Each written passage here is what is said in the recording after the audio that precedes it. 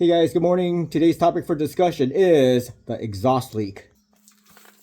Alright, so I had this exhaust leak on this header, the left side, driver's side, for the longest time. And the ticking, the tapping noise was just driving me nuts. So I finally took it to the muffler shop. And the leak was right there, in the middle there, right between the port. The leak was on the header side of the gasket and not on the engine side.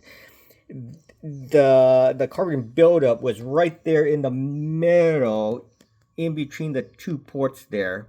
So what the muffler guy had to do was remove the header, TIG welded some material in between and actually around the port, and then service grinded it down, made it all smooth and nice and straight and all that, and then replaced the header gasket with this Remflex, which I've been using for years and years and years, and I highly recommend it.